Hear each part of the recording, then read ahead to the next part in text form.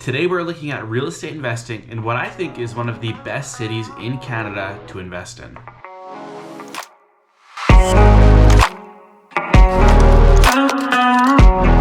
Okay, welcome back. My name is Cody. I'm a realtor here in Winnipeg and an investor in Winnipeg here as well, which is what we wanted to talk about today. And stick around to the end because today we're going to cover a deal that I just helped a client find where they're going to cash flow about $700 and get about a 12% cash on cash return with a mid 5% interest rate. And if you've ever considered real estate investing in Canada, then you've probably seen the high prices that just seem out of touch and unaffordable. And this has caused a lot of people who want to invest in real estate go down to our southern neighbor in the States and buy properties in the southern states because they are more affordable. But I think there is an option if you want to stay countryside and invest here in Canada, you can look towards Winnipeg. And I'm not just talking theoretically because I actually invest in Winnipeg myself. And so I actually put my money where my mouth is, or in this case, where my feet are. But before we get into too much details about Winnipeg, let's get some background context about what the city is like and why I think it makes a good investment outside of the other factors. Okay, so the number one thing about Winnipeg is that it actually has a pretty diverse economy. It's very robust with lots of manufacturing, lots of agricultural based companies, and lots of local businesses.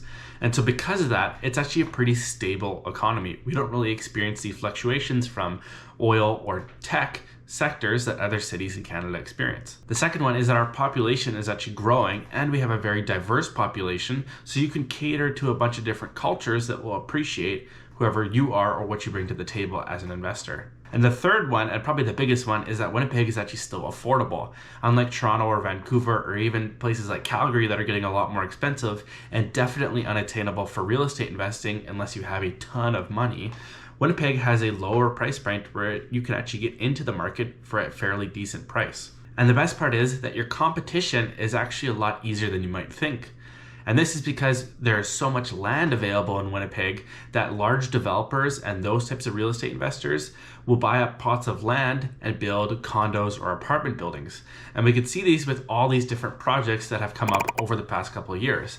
And so with all these developers developing these large scale projects, it leaves the door open for the smaller scale investors who only want to own a humble portfolio of 1 to 10 properties over their lifetime. You can buy those properties because there's not as much competition between investors. However, there is still a good appreciation rate. So if you're an investor and you're investing in Winnipeg, you probably think, well, just because it's affordable, that means it's probably low cost, I'm not going to get a good appreciation. Kind of like the Midwest in the US. But over the past 20 years, we see that the appreciation in Winnipeg is around 6% per year, compounded annually, which is not a fantastic appreciation, but I think it's better than a lot of people think. And so 20 years ago, the average house price was around $130. Right now, it's about $370,000. And so over 20 years, that is a pretty good gain. You're almost 3xing your money. But my favorite analogy with real estate in Winnipeg is that if you look at real estate kind of like a baseball game, in Toronto or Vancouver, when you're trying to invest, you are swinging for the fences. You're trying to hit a home run.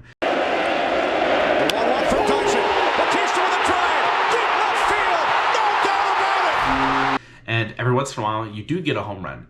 And the other times, you're going to strike out. Waits on the 2-2. Here it is. Swung on and missed.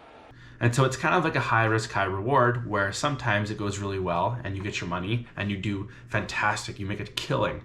And then other times you put your money in and you lose some or you break even or it's a bad deal or whatever. But in Winnipeg, the equivalent is hitting a bunch of singles or a bunch of base hits. Winnipeg is affordable and it's got a steady appreciation. And so because of that, you can kind of get a couple of base hits in a row and still score runs, but it doesn't involve the stress or the headache of swinging and missing or swinging and hitting a home run every once in a while. And so this is where Winnipeg really caters to those people who don't have a large reserve fund.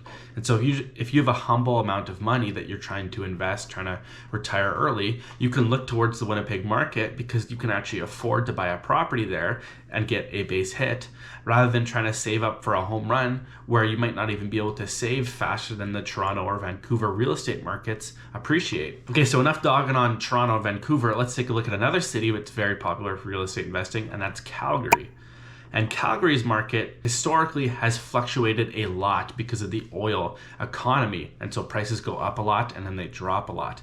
And that could seem kind of scary for real estate investing unless you hold on for a long time. If you brought in your time horizon to 20 or 30 years, then you're probably going to survive a lot of those boom or bust cycles. Okay, and if you look at Calgary's average rent, it's around $2,000 right now, with 89% of the rental units falling between $1,500 and $3,000 per month. However, Calgary real estate is also starting to get expensive, with the average house cost being close to $688,000.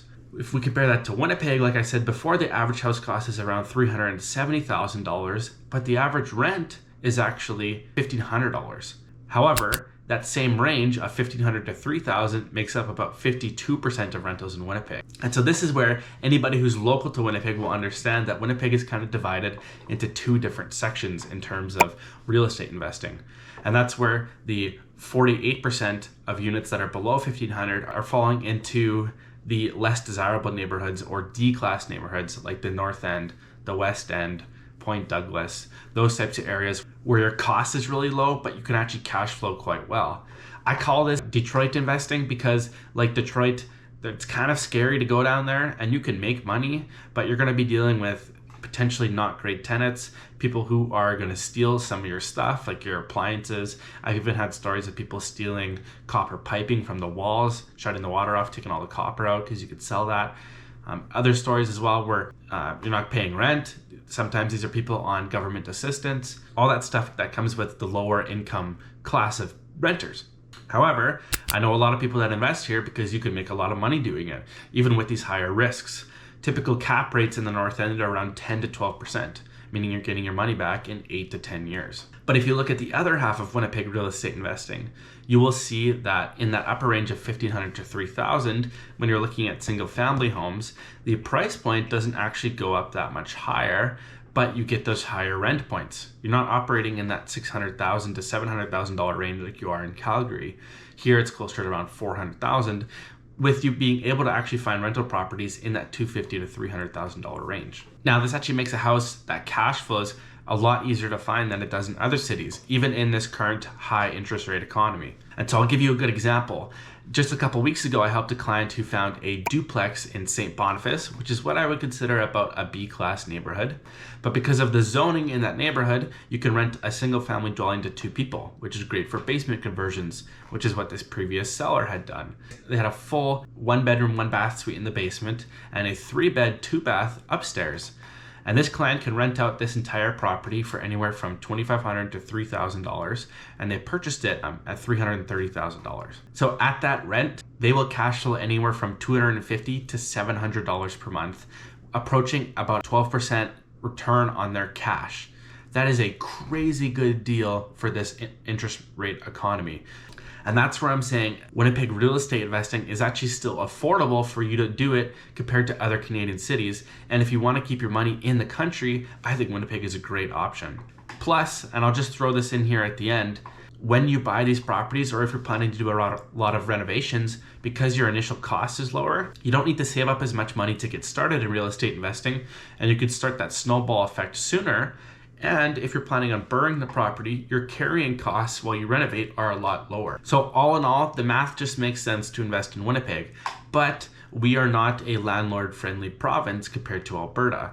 And while some of these stories about places that are going crazy in BC or Ontario with the evictions or the court-ordered dates being set 18 months later, we don't have quite that backlog because we don't have that many people as compared to the other provinces. Our province, like we said, it's steady. Everything has grown steadily. And so we've actually been able to keep up with a lot of those things. And so because of that, we don't have a backlog of evictions or court orders or whatever, things that are processing like that.